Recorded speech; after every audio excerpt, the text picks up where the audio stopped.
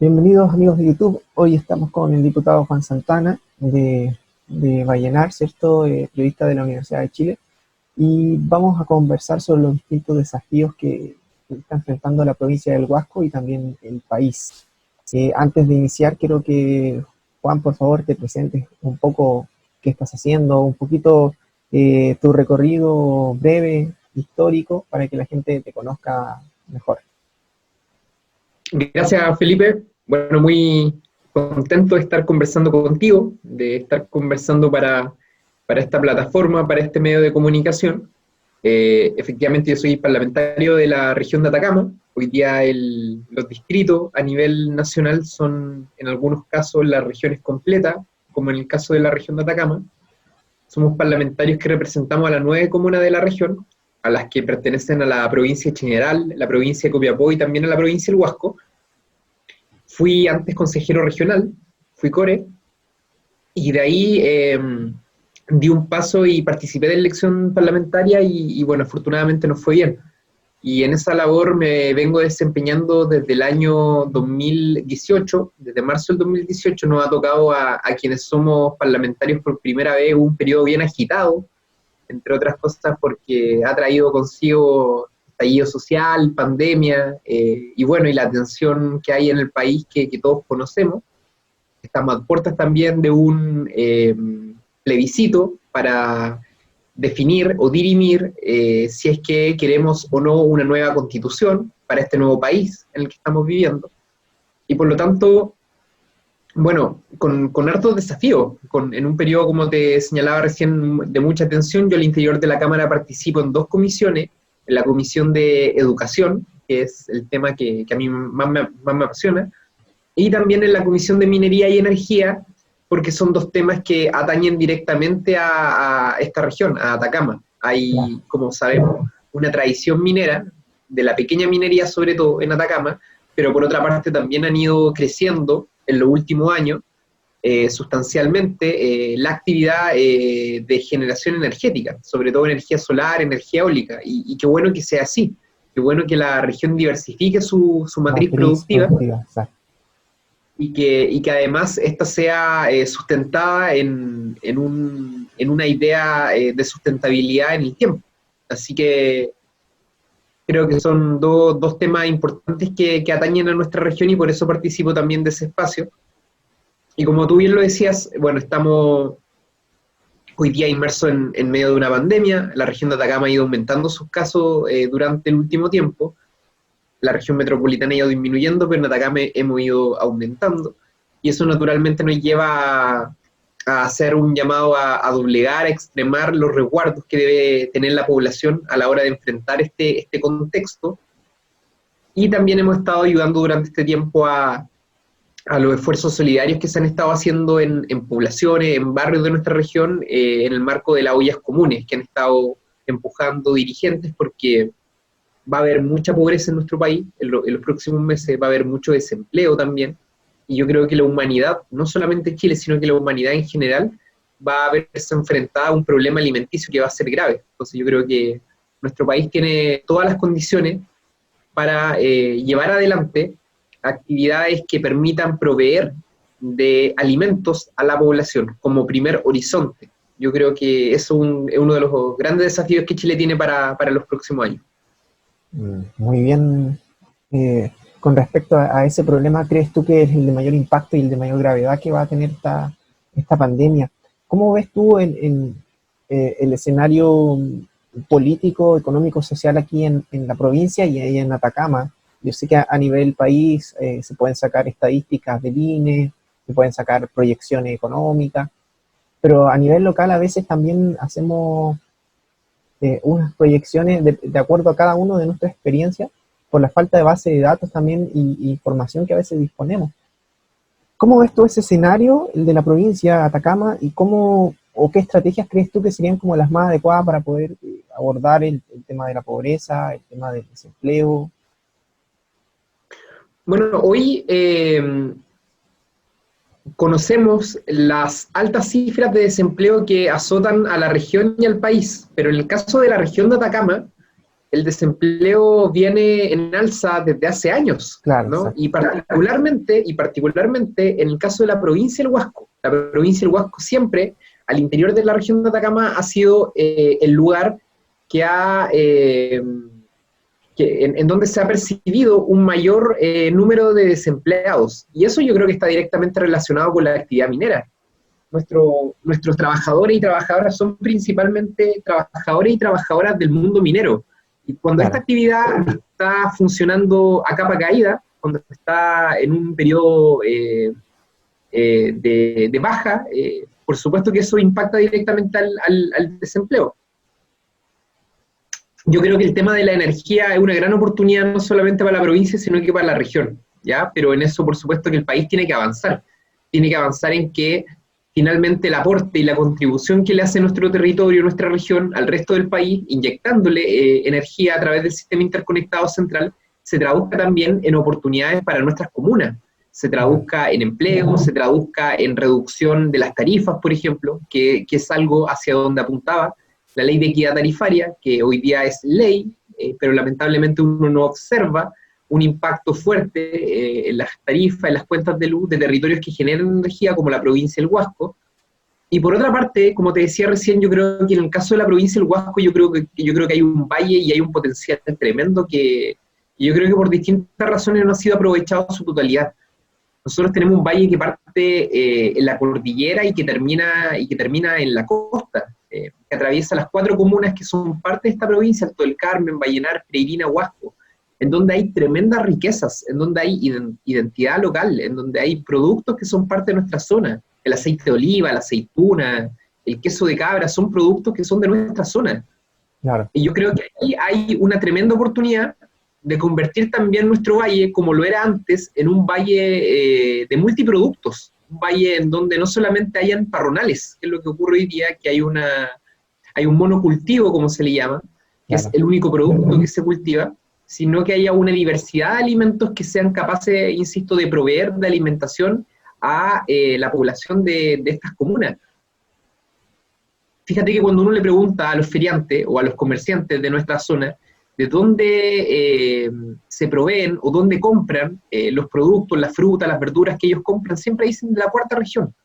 Y yo creo que acá hay oportunidades tremendas en ese sentido.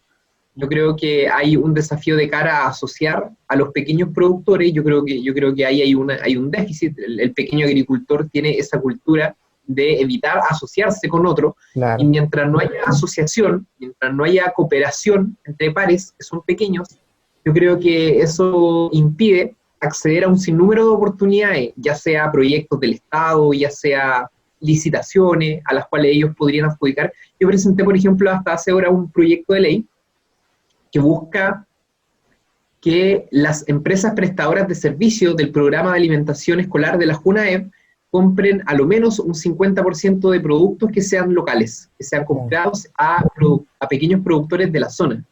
¿Por qué?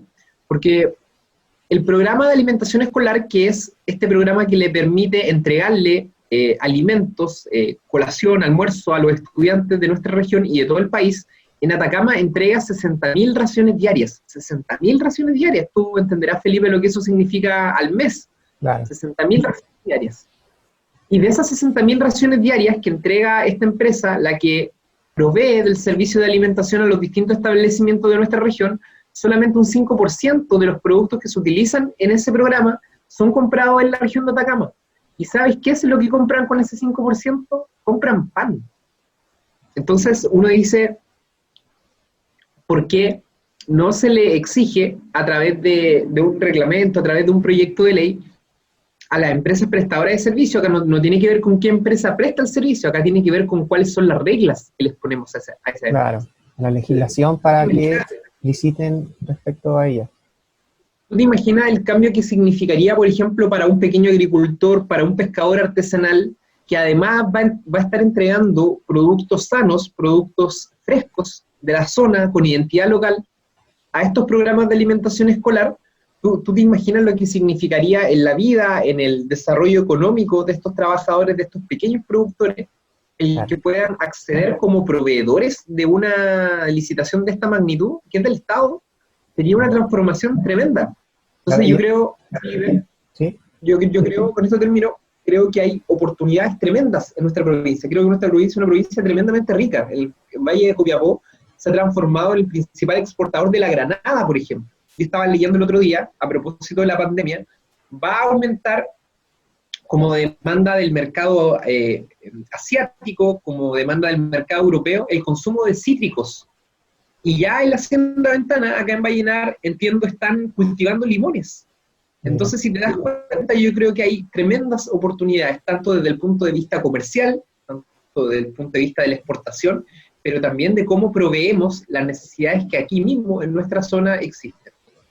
Claro, muy bueno el punto que tocas porque realmente aquí en la provincia hay mucha demanda de productos alimenticios y como mencionas, se buscan en otras regiones. Y esa sería una estrategia de doble impacto porque licitar respecto a que se use acá en la región sería fantástico para generar empleo y también para generar asociación entre proveedores del Estado y el Estado mismo. Juan, ¿cuál es o qué proyectos de ley, aparte de este que tú estás sacando, consideras tú más crítico en estos momentos para el país? Se ha hablado, ¿cierto?, del bono, del retiro del 10%, ¿cierto?, de un paso histórico que no había ocurrido antes en Chile, pero de los que se están manejando en el Congreso, ¿qué proyectos de ley son los más críticos a tu parecer y que se deberían agilizar en este momento? Bueno, hay un proyecto que se ha ido dilatando en el inicio de su tramitación en la Comisión de Constitución por distintos motivos, porque las sesiones se han ido extendiendo, no ha habido tiempo, pero que nosotros esperamos que comience ya esta semana, que es el proyecto del impuesto a los súper ricos. Ya. Este es un proyecto que, dicho sea de paso, porque muchas veces acá se presta para caricatura y se habla de, ¿te acuerdas que en la campaña presidencial se habló de Chilezuela? Se Claro. hablaba de que nuestro país iba directo a la realidad de ese país y resulta que con otro gobierno, un gobierno de derecha, llegamos a un desorden similar al de otros países, paradojalmente. Pero este impuesto a los súper ricos es una decisión que se ha estado tomando en países desarrollados, países que pertenecen a la OCDE, en donde de manera transitoria, mientras avance la pandemia, se le establece por parte del Estado un impuesto a los superpatrimonios de nuestro país, que no son muchos además, deben ser como 180 familias, que tienen un patrimonio, Felipe, por sobre los 100 millones de dólares. Tú entenderás que ninguna persona que tenga esa fortuna en nuestro país hoy día ha sido sacada al pizarrón y le ha exigido un aporte y una contribución mayor en circunstancias en que el país se Lo encuentra necesita. en una de las peores crisis económicas del último tiempo y lo necesita además. He visto también información del diario financiero en donde, entre otras cosas, se muestra incluso un aumento en las utilidades de los grandes grupos empresariales de nuestro país durante la pandemia.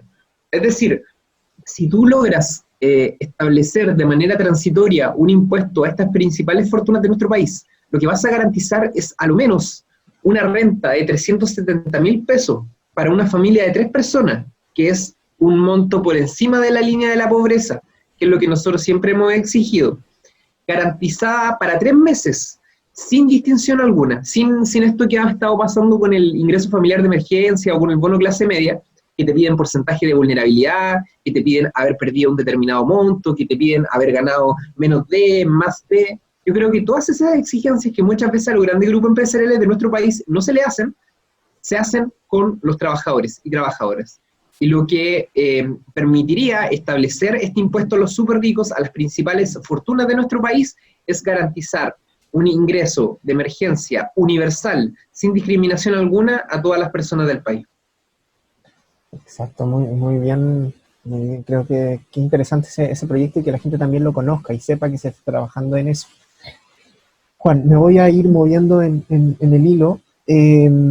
¿Cómo esta participación ciudadana se ha ido cada vez aumentando, pero a veces la democracia exige mirar desde distintos ángulos, empresarios, ciertos actores sociales, y se ha generado también en cierta forma en nuestra cultura un ataque fuerte por redes sociales a quien piensa distinto, ¿cierto? Entonces, ¿cómo generamos democracia para poder debatir de manera sustentada con argumentos sin generar este odio o rechazo a quien piensa distinto. ¿Cómo crees tú que se podría promover una mejor y mayor democracia? Mira, yo creo que uno de los problemas que tiene nuestro país, que tiene la política, y por eso también la gente hasta hace algún tiempo, digo hasta hace un tiempo porque hoy día pareciera ser que hay mayor interés en participar, en opinar, pero yo creo que sigue existiendo un desafecto con instituciones políticas, particularmente con el Parlamento, con los partidos políticos.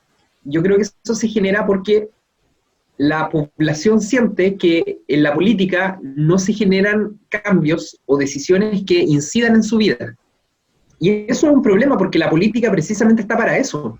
La política, entre otras cosas, existe para satisfacer las demandas y las inquietudes que tiene la población. Para eso se crea la política. La política es un proceso deliberativo, en donde entre un grupo de personas se ponen de acuerdo, toman decisiones y esas decisiones deben ser de acuerdo a el bienestar, al bien común de la generalidad de ese grupo humano.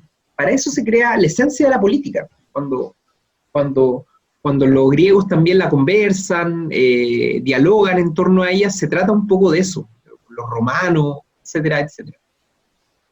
Y yo creo que desde el estallido social hasta la fecha han habido, en esto voy a recordar una reflexión que hace el profesor Fernando Atria, que yo creo que es muy interesante, porque desde el estallido social en adelante hay dos elementos que están presentes. Un elemento es una sensación de abuso en la población, ¿cierto? La población se siente abusada. Y a su vez, la condición de abuso tiene necesariamente una dicotomía. Tiene alguien que se siente abusado, pero también trae consigo alguien que saca provecho, ¿cierto? Un abusado y un abusador. Por ejemplo, el caso de la farmacia. Las farmacias cuando se coludieron, aumentaron los precios de los medicamentos, de algunos medicamentos. Por lo tanto, al haberse coludido, retiraron más utilidades. Se vieron beneficiadas las cadenas principales de nuestro país de farmacia. Pero ese aumento en los precios, ¿quién lo pagó? Lo pagó la población, lo pagó el consumidor, lo pagó la ciudadanía, que se siente abusada. Es decir, hay un abusador, las farmacias, y hay un abusado. Lo mismo ocurría, Felipe, en el caso de la AFP. Las AFP retiraban utilidades millonarias mientras que se advertían pensiones de pobreza para los trabajadores. Hay un abusado y hay un abusador. Entonces, desde el estallido social en adelante, muy presente esta sensación de abuso en la población. Y segundo, a lo que hacíamos referencia recién, esta tirria que existe contra los políticos, contra ciertas instituciones políticas, contra los partidos, contra el Parlamento. Y la pregunta es, Felipe, ¿qué hay en común entre estas dos cosas? En la sensación de abuso y en esta tirria con la política. Y yo creo que lo que hay en común es la Constitución. Porque la Constitución, el libro, es la norma, es el acuerdo que tenemos como sociedad que nos regula. Y si ese libro o esa norma que nos regula, que son las reglas del juego, no está siendo capaz de representar en la institucionalidad las demandas de la población, es porque hay un problema. Y si tú miras para atrás, en la historia de nuestro país y en la historia de la humanidad, cuando se producen cambios constitucionales, es, entre otras cosas, porque la gente siente que sus instituciones públicas, sus instituciones políticas, no están representándolos. Y yo creo que lo que estamos viviendo hoy día en Chile, desde hace ya algunos años atrás, pero hoy día yo creo que esto se ha ido exacerbando, es ese desorden, por así decirlo, ese desafecto que se genera, esa molestia que se genera en la población cuando siente que sus instituciones no lo representan.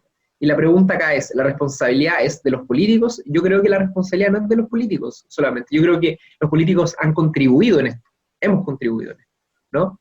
Por un montón de cosas que tienden a desprestigiar la política. Pero el factor principal que impide que en nuestro país se genere en cambio, para ser bien claro, es la Constitución. Fíjate que hasta hace algún tiempo atrás, estoy hablando de algunos meses atrás, se votó en el Senado un proyecto de ley que buscaba reconocer el agua como un insumo de prioridad nacional, ¿no? Es decir, se iba a convertir en en un elemento de interés nacional. Y eso, por supuesto, que adquiere un sinnúmero de connotaciones. Se le da prioridad al consumo humano, cuestión que hoy día en Chile no pasa, a diferencia de otras naciones. Tú sabes que hay un problema hídrico severo en nuestro país, acentuado en algunas regiones, como por ejemplo la nuestra. Y en el Senado ese proyecto de ley fue votado, 24 votos a favor, 12 en contra, y sin embargo, al no haber alcanzado el quórum que requería esa reforma, el proyecto fue rechazado. Y lo que es peor, dentro de los 12 senadores que votaron en contra, habían 4 o 5 que eran dueños de acciones de agua. Es decir, una minoría de 12 senadores contra una de 24, en la práctica es mayoría, producto de los altos quórum que tiene nuestra Constitución para empujar reformas de ese tipo. Pero además no existe, Felipe, ninguna regulación en quienes tienen intereses directos involucrados a la hora de votar un proyecto de ley de estas características. Claro, Por eso te digo, muchas veces yo creo que los políticos contribuimos en este desprestigio que existe de la política, pero si uno es riguroso y hace un análisis en frialdad del problema que tiene nuestro país, yo creo que ese problema es la Constitución. Y te insisto, yo creo que lo que estamos viviendo hoy día en nuestro país, este desorden, esta falta de tolerancia a la que tú te refieres, entre otras cosas, se genera como consecuencia de instituciones políticas que no son capaces de satisfacer las demandas de la población. La responsabilidad es de los políticos. Yo creo que los políticos han contribuido en generar ese desafecto, pero no es responsabilidad de los políticos. La principal responsabilidad, te insisto, es de la Constitución. Por eso su creador, Jaime Guzmán, decía que aun cuando ellos dejasen de gobernar, la gracia de esa Constitución, la del año 80, la que nos rige hasta ahora, era que con la regla del juego que se establecían, íbamos a seguir jugando en la cancha de ellos. Y yo creo, a modo de autocrítica, que durante los gobiernos de la centroizquierda nunca hubo una convicción, una priorización mayor por prever el problema que esto generaría y no se puso por delante como prioridad el cambio constitucional. Bueno, claro, hoy día lo estamos viendo y seguramente esto va a ser un movimiento bien agitado en nuestro país, claro está, y yo tengo en eso confianza, un país muy republicano. Fíjate que cuando Salvador Allende llega a la moneda como el electo presidente, el primer presidente electo con un programa socialista a nivel mundial. Por lo general, las experiencias socialistas habían sido bien traumáticas. En el caso cubano, por ejemplo, hubo un asalto a una dictadura. Había una dictadura y hubo una rebelión popular que se tomó el poder. El caso soviético, ¿para qué decirlo? Y fíjate que en Chile llegó un presidente socialista a través del voto popular, el voto democrático. Y de hecho muchos dicen que, entre otras cosas, el interés que tenía Norteamérica en que el gobierno de Salvador Allende cayera era, entre otras cosas, porque era una experiencia muy sofisticada, muy auténtica para el resto de los países. Era un proyecto atractivo de observar y repetir en el resto de los países. Entonces yo confío en que nuestro país tiene una tradición republicana y democrática muy grande en su historia, y por ende confío en que este proceso, el de una nueva constitución, vamos a ser capaces de que por primera vez en nuestro país, a través de un proceso democrático, escribimos y redactamos una nueva constitución. Muy bien. Juan, una pregunta yo creo que está en boca de todos, es el tema que también está ligado y relacionado, es la institucionalidad que tiene el Estado y la capacidad administradora que tiene el Estado, porque muchas veces, desde el punto de vista empresarial, las mismas personas y la ciudadanía están convencidas de que el Estado es un mal administrador. Entonces, ¿cómo mejoramos esa institucionalidad? Yo sé que el tema está basado en la Constitución, y cómo mejoramos la capacidad, ¿cierto? Y los puestos y los liderazgos que están en esa institucionalidad. Entonces yo creo que ahí es un problema bastante grave y deberíamos ver o mirar, ¿cierto?, en el Congreso cómo trabajar esos temas. Bueno, el Estado, Felipe, das con un punto muy importante, el Estado debe necesariamente modernizarse como ocurre en el resto de los países. Y la modernización del Estado significa agilizar los procesos, hacer del Estado algo menos burocrático, claro, hacer algo que cuando, por ejemplo, hay fondos concursables y las organizaciones concurren o tratan de acceder a ellos, sean al acceso en lo práctico para todos, porque finalmente cuando hay recursos del Estado que se ponen a disposición de las personas, ocurre esto que vimos con el bono del del ingreso familiar de emergencia. La gente se siente frustrada porque hay un sinnúmero de dificultades a la hora de acceder a recursos del Estado. Y yo creo que eso hay que rectificarlo. El Estado tiene que modernizarse, como te decía recién, tiene que hacerse menos burocrático. Yo creo que esa es la primera tarea. Tienen que aumentarse las exigencias en quienes forman parte del Estado también. Y esto, Felipe, no se trata en mi opinión, de currículum más o currículum menos. Yo creo que en la práctica y en nuestro país sobre todo ha quedado en evidencia que muchas veces un doctorado o un magíster no te garantiza el que tú vayas a ser una persona a prueba de la transparencia, por ejemplo. Claro, ¿No? exactamente. Este gobierno, de hecho, es una muestra fehaciente de eso. Acuérdate que el gobierno anterior de Sebastián Piñera se presentaba como un gobierno de los mejores y sin embargo terminaron como con 3 o 4 ministros formalizados.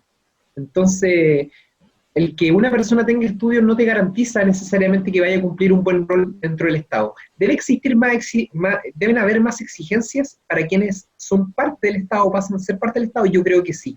¿De qué manera se trabaja en esa exigencia? Bueno, hay personas que tienen experiencia en esto.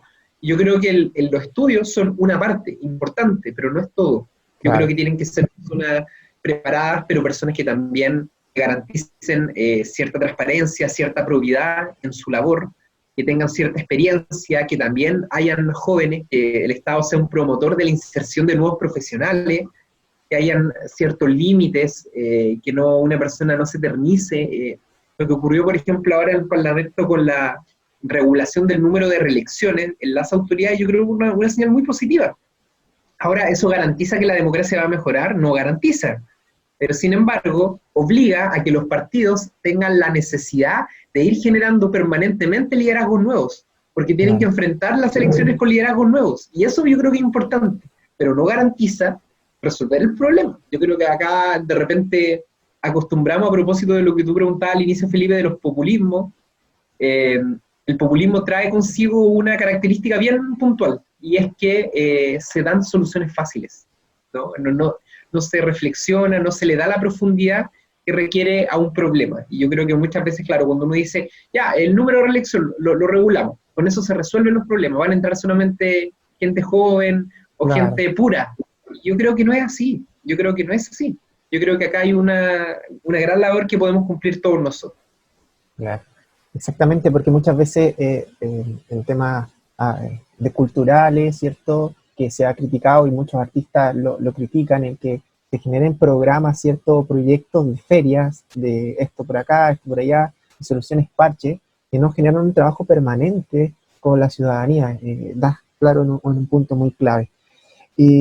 Juan, me gustaría que pudieras dar algún mensaje como para despedirnos a los jóvenes y recomendar también algunos libros para personas que quieran iniciarse en la política o saber o conocer, informarse. Siempre está bien poder recomendar, ¿cierto?, desde tu experiencia, algunos libros y un mensaje para los jóvenes, para las mismas personas de la provincia y Atacama y quizás de Chile también. Bueno, Felipe, yo lo primero quiero agradecerte por esta conversación. Tú además eres un joven que anda siempre buscando reflexiones, debates, y eso me parece que es una cuestión muy valiosa, de verdad. Lo valoro mucho y por eso cuando me invitaste yo accedí y te manifiesto nuevamente que cuando tenga el interés de que conversemos nuevamente, disponible 100%. De verdad. Agradezco. Y bueno, yo creo que, mira, estamos terminando, esperamos salir pronto de la pandemia más grande que ha azotado a nuestro país y a la sociedad mundial en el último tiempo. Esperamos que eso se supere, para eso necesitamos disciplina, que algo que ha escaseado en las calles de nuestra región, uno observa, y muchas veces la gente, si es que no le impacta a sí mismo, a su familia, no toma conciencia del problema de esto. Se han muerto una cantidad importante de personas en Copiapó, el número de contagios diarios en la última semana sobre las 100 personas. Es decir, yo creo que estamos atravesando por una situación dura en la región, pero que es un momento clave para controlar la pandemia. Y yo creo que si logramos controlar la pandemia, esperamos el próximo mes ya ir en derecha reducción del número de estas. ¿Eso significa que vamos a volver a la normalidad? No vamos a volver a la normalidad porque esto ha hecho que el mundo cambie a propósito de la alimentación. Claro. ¿No? Las personas vamos a tener que incorporar hábitos nuevos. En las escuelas no va a ser imposible que hayan cursos de 40, 45 estudiantes. Eso no va a ser posible. Y fíjate que una pandemia de este nivel devela los problemas y las desigualdades que tiene un país como el nuestro, Claro. en donde hay un sistema de salud precario, que muchas veces no tiene las camas suficientes, en donde colapsan cuando hay problemas como este, en donde el modelo educativo también tiende a la competencia, en donde el estrés que hoy día tienen las personas por estar encerradas se duplica Claro. por el hecho de estar a través de esta vía online, que también es muy tediosa.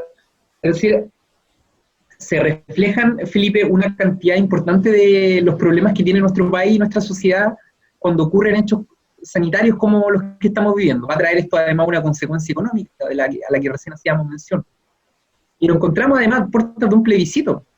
De repente esto se ha ido olvidando, yo entiendo que no es hoy día una prioridad y genuinamente no es una prioridad hoy día, la prioridad es la salud de las personas, pero bueno, es una oportunidad tremenda, y yo creo que nosotros, Felipe, como generación, como jóvenes, digo, nosotros somos de una misma generación, tú eres más joven que yo, pero somos de una misma generación, y afortunadamente bueno, lamentablemente tuvimos que vivir esta pandemia, aun cuando vamos a sacar aprendizajes de esta, Claro. pero vamos a vivir un proceso de cambio constitucional que yo creo que no todas las generaciones lo viven en nuestro país. Entonces yo creo que tenemos que hacernos partícipe de eso, los jóvenes, tenemos que involucrarnos, tenemos que opinar, porque finalmente de esto depende también el devenir del país y de las próximas generaciones. Yo creo que es un momento histórico bien importante, al que hay que tomarle el peso que tiene. Mira, más que haya libros, yo siempre digo esto para aprender de la política, porque yo creo que la política es un arte que se aprende en la práctica, en la relación humana, en la capacidad de escuchar, en la capacidad de entender lo que te dice el otro, en tener la suficiente tranquilidad y cautela de poder escuchar. Yo creo que escuchar, Felipe, es lo principal, tener la capacidad de escuchar. Yo creo que el político, digamos, se desarrolla en función de eso. Pero sí quisiera aconsejar un libro, que encuentro que es un libro maravilloso, que es una investigación novelada, que se llama El hombre que amaba a los perros. Ya. Y este libro, que es una investigación novelada, es un libro de un autor cubano que se llama Leonardo Padura, que es un autor muy bueno, un escritor muy reconocido en el mundo.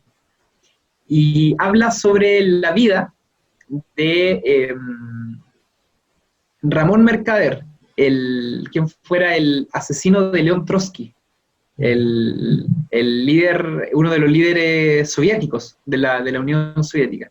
¿Y por qué creo que es un buen libro, Felipe?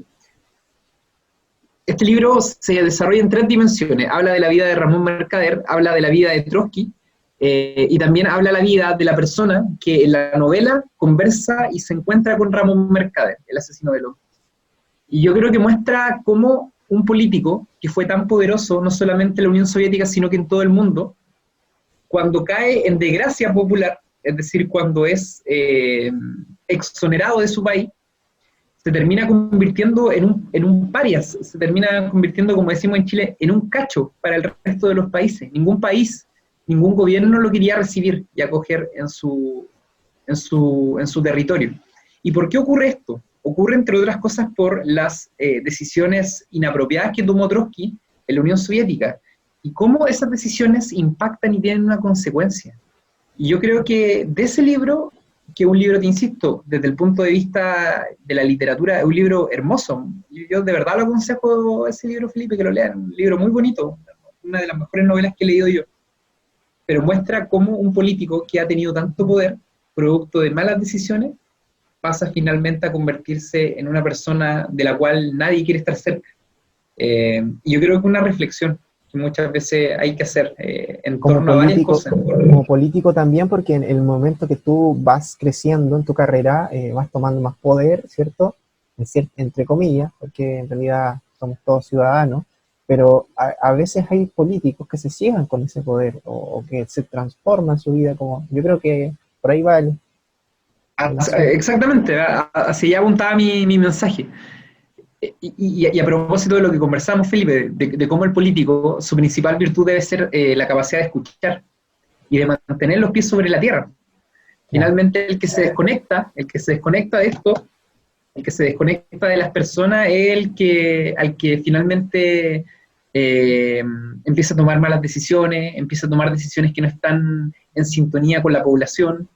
Yo creo que ahí hay una bonita y valiosa reflexión, que además es muy pertinente con el momento actual que vive el país y el momento de la humanidad, porque este problema de la política yo creo que es un problema bien transversal en el mundo y por eso aparecen populismos, como Bolsonaro, como Trump. claro. Aparecen ese tipo de populismo, entre otras cosas, porque la gente ya tiene un desafecto tan grande de la política que empieza a optar por liderazgos de ese tipo, digamos, que le dicen cualquier cosa, que no tiene ninguna coherencia entre sí, así que... Pero bueno, ese es un buen libro, El hombre que amaba a los perros, Leonardo Padura, yo lo aconsejo, Felipe, muy buen libro. Muy bien. Muy bien, pues Juan, muchas gracias por el tiempo. Será publicada la entrevista, ¿cierto? Para que la gente la pueda ver, aprender de ti, de lo que se está haciendo. Y bueno, quizás en alguna otra oportunidad también nos encontramos en, en unos meses venideros para lo que se venga con el apruebo, el rechazo, ¿cierto? El plebiscito y más informaciones para mantener informadas a las personas. Te agradezco otra vez y bueno, un gran abrazo que sigas trabajando nomás y con mucha motivación para todos.